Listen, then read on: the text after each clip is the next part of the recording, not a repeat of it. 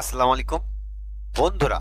আজকে আমি it is a beauteous evening calm and free এই কবিতাটি নিয়ে আলোচনা করব। লিখেছেন উইলিয়াম ওয়ার্ডসওয়ার্থ। তিনি জন্মগ্রহণ করেন এপ্রিল ৭, ১৭৭০।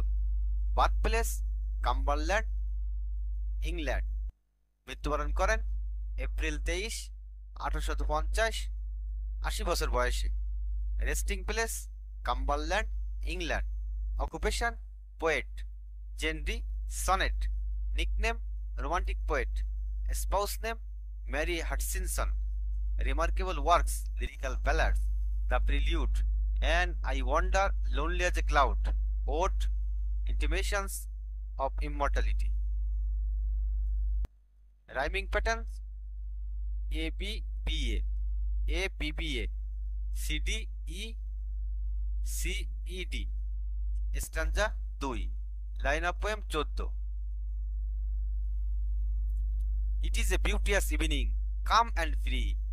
এটি এক অপরূপ সন্ধ্যা, শান্ত ও মুক্ত। The holy time is quiet as a nun. এই পবিত্র সময় এক সন্ন্যাসিনীর মতো নীরব। Breathless with adoration the broad সান।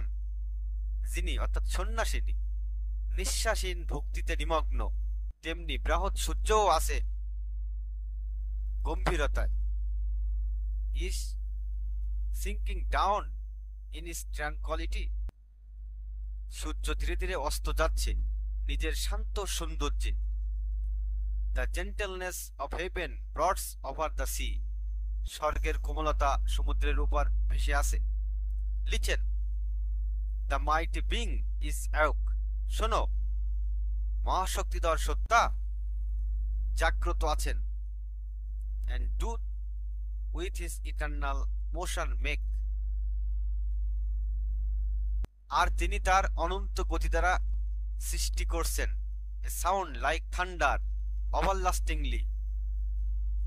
এক বজ্রধ্বনির মতো শব্দ যা অনন্তকাল ধরে চলমান। Thou liest in Abraham's bosom all the year. তুমি সারা বছর যেন আব্রাহামের বুকে অর্থাৎ ঈশ্বরীয় স্নেহে বিশ্রামে থাকো। And worshipped at the temples inner shrine. আর তুমি যেন মন্দিরের অন্তস্থ মন্দিরের উপাসনা করো। God being with thee when we know it not।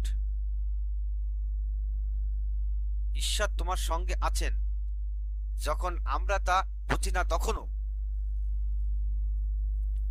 Our souls are nourished by the eternal thought। আমাদের আত্মা অনন্ত চিন্তাধারা দ্বারা লালিত হয়। And thou art with thy father in the divine।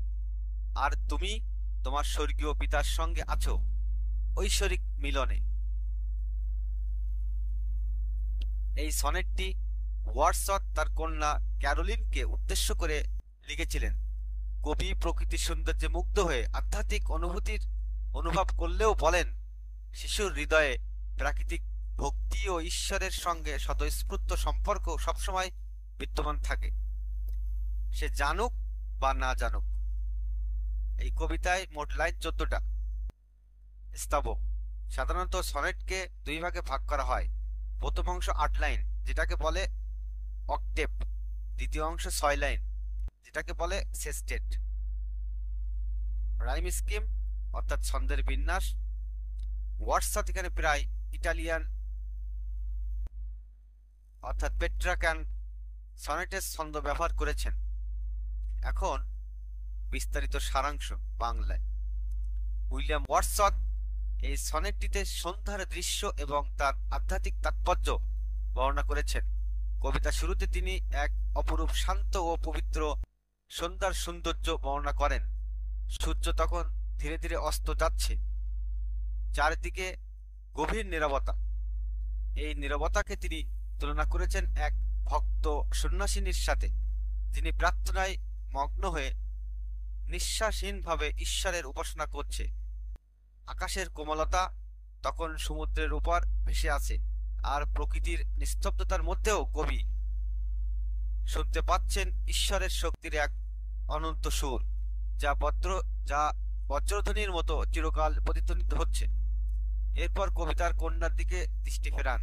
তিনি লক্ষ্য করেন যদিও শিশুটি হয়তো এই সন্ধ্যার আধ্যাত্মিক তাৎপর্য বুঝতে পারছে না, তবুও সে ঈশ্বরের সান্নিধ্যে আছে। শিশুর আত্মা এমন এক নিষ্পাপ পবিত্র অবস্থায় থাকে যেখানে কোনো কৃত্রিম আচার বা উপাসনার প্রয়োজন নেই। কবি বলেন, শিশুটি যেন সারা বছর ঈশ্বরীয় স্নেহে আশ্রয় লাভ করে। সে যেন প্রতিদিনই যেন এক পবিত্র মন্দিরে উপাসনা করে, যদিও তা সে সচেতনভাবে বোঝে না। শেষে কবি উপলব্ধি করেন যে ঈশ্বর প্রত্যেক শিশুর সঙ্গে চিরকাল বিরাজমান। শিশুদের অন্তরে ঈশ্বর স্বাভাবিকভাবেই অবস্থান করেন, তাই শিশুটি সর্বদা ঈশ্বরের সান্নিধ্যে থাকে এবং ঐশ্বরিক মিলনে যুক্ত থাকে। মূল ভাব, এই সনেটের মূল বক্তব্য হলো, প্রকৃতির সৌন্দর্য মানুষকে আধ্যাত্মিকতার দিক দিয়ে দিকে নিয়ে যায়, তবে শিশুরা জন্মগতভাবেই ঈশ্বরের সঙ্গে সংযুক্ত থাকে। তারা তা জেনেও সর্বদা এক প্রকার স্বাভাবিক ভক্তি ও ঐশ্বরিক সান্নিধ্যের মধ্যে বাস করে।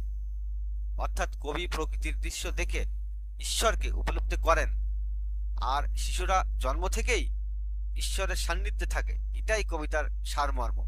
বন্ধুরা, আজকের এই কবিতাটি এ পর্যন্তই। আশা করি বুঝতে পেরেছ। ভালো থাকো সবাই।